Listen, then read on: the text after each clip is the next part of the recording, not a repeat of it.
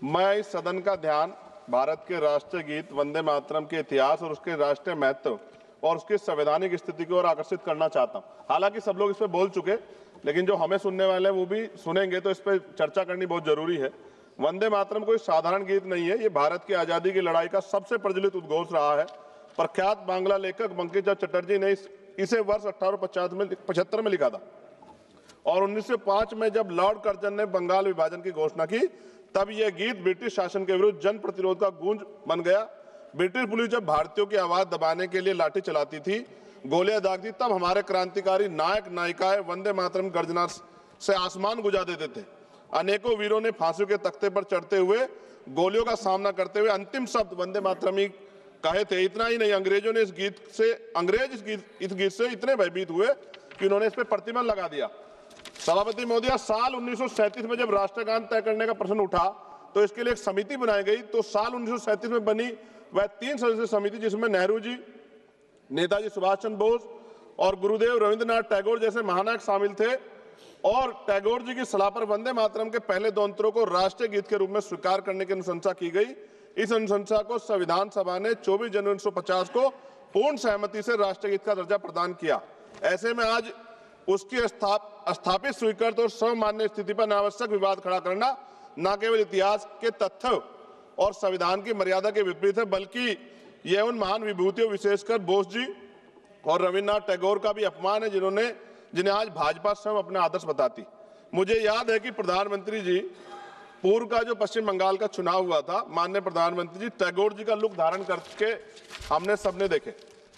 ऐसे में उन्हें टैगोर जी की स्पष्ट सलाह पर निर्धारित राष्ट्रीय गीत की स्थिति पर सवाल उठाना उनके विचारों और उनकी ऐतिहासिक समिति दोनों के प्रति असम्मान की श्रेणी में आता है। माननीय सभापति जी, 24 जनवरी 1950 को संविधान सभा द्वारा राष्ट्रीय गीत घोषित किए जाने के बावजूद यह भी सत्य है कि संविधान में अनुच्छेद 51A के तहत राष्ट्रगान जन गण मन का सम्मान करना अनिवार्य है, जबकि वंदे मातरम के लिए कोई संवैधानिक बाध्यता नहीं बनाई गई। इसलिए वंदे मातरम का सम्मान हमारे नैतिक कर्तव्य है, लेकिन किसी भी नागरिक पे से अनिवार्य करना संविधान की भावना के अनुरूप नहीं। और हम संविधान को मानने वाले लोग हैं।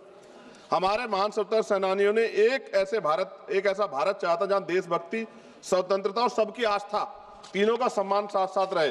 वंदे मातरम इस देश की आत्मा में बसता है, परंतु देशभक्ति को किसी एक नारे, एक गीत या एक प्रतीक तक सीमित करना भी उचित नहीं।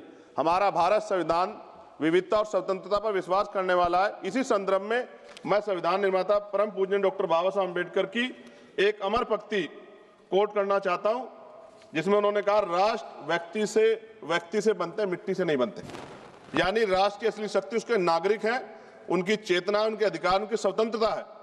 मैं इस सदन में यह भी कहना चाहता हूं कि वंदे मातरम हमारा गर्व है, हमारी विरासत है, लेकिन गर्व को कभी जबरन थोपा नहीं जाता, गर्व दिल से स्वीकार किया जाता है। वंदे मातरम वो गीत है जिसने अंग्रेजी साम्राज्य हिला दिया था। आज इसे राजनीति में घसीटना, उसकी मान्यता को कम करना।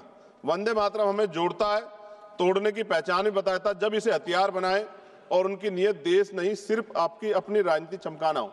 सभापति महोदय, आज भी अगर कहीं कोई आंदोलन होता, मैं एक अधिवक्ता हूं, उत्तराखंड के देहरादून में अधिवक्ता 29 दिन से कड़क ठंड में बैठे हैं, इसी राष्ट्रगीत को गुनगुनाते हुए आंदोलन कर रहे हैं कि हमें सरकारी चैम्बर सरकार उत्तराखंड की दे। मैं बात आपको इसलिए कह रहा हूं, हमने किसान आंदोलन देखे, पहलवान बेटियों का आंदोलन देखा, अध्यापकों का आंदोलन देखा, युवाओं का आंदोलन देखा, लेकिन मैं ये भी मानता हूं कि सत्ता इस पर राजनीति कर रही है। और अंत में सभापति महोदय, वंदे मातरम है दिल की धड़कन, इसे लड़ाई की दीवार मत बनाओ, इसे लड़ाई की दीवार ना बनाओ, मां के नाम पर नफरत की राजनीति का बाजार ना सजाओ। हम सम्मान से कहेंगे, फर्ज है हमारा, पर किसी नागरिक की आजादी पर पहरा, यह संस्कार नहीं हमारा। सभापति जी, इतिहास पे बात होगी, जो आज नहीं है उन पे बात होगी, लेकिन वर्तमान पे भी तो बात होनी चाहिए ना। वर्तमान पे इतिहास से हमें सीख लेनी चाहिए। आज क्या हाल है देश के? बुनियादी सुविधाएं लोगों को नहीं मिली, रोटी कपड़ा मकान की व्यवस्था नहीं है, और जुल्म जाति अन्य अत्याचार दलितों पे, पिछड़ों पे, मुसलमानों पे, आदिवासियों पे लगातार जारी। और कोई कहने सुनने वाले जब भी कोई अपनी आवाज उठाएगा, उसको देश विरोधी घोषित कर दोगे, धर्म विरोधी घोषित कर दोगे। इस प्रथा से क्या देश आगे बढ़ सकता है? एक ऐतिहासिक प्रमाण बता रहा हूं जी, खत्म करते हुए ऐतिहासिक प्रमाण बता रहा हूं। राम प्रसाद मिसमिल जी ने आजादी की लड़ाई के लिए हिंदुस्तान रिपब्लिकन एसोसिएशन बनाया चाह रहे, लेकिन जब उन्हें लगा कि एक धर्म के लोग या एक जाति के लोग या एक क्षेत्र के लोग आजादी की लड़ाई को नहीं लड़ सकते, तो 1928 में शहीद आजम सरदार भगत सिंह जी ने उसमें सोशलिस्ट वर्ड जोड़ा। हिंदुस्तान सोशलिस्ट रिपब्लिकन एसोसिएशन क्यों बना?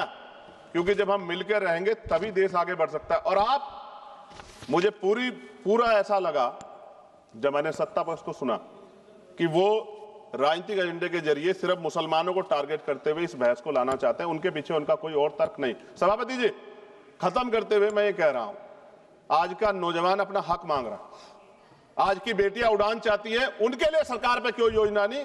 बस इसी एजेंडे में फंसा के लगातार वो देश के नौजवानों को चलना चाहते हैं। ये ज्यादा दिन चलेगा नहीं। मैं आपके माध्यम सरकार से कहना चाहता हूं कि बुनियादी मुद्दों पर चर्चा करें, बेरोजगारी पर चर्चा करें, महंगाई पर चर्चा करें, महिला सुरक्षा पे, सम्मान पे, उनके सशक्तिकरण पे चर्चा करें और देश की तरक्की पे मिलकर कैसे आगे बढ़े इस पर चर्चा करें। बहुत बहुत धन्यवाद। जय भीम, जय भारत, जय संविधान, जय मंडल, जय जोहार।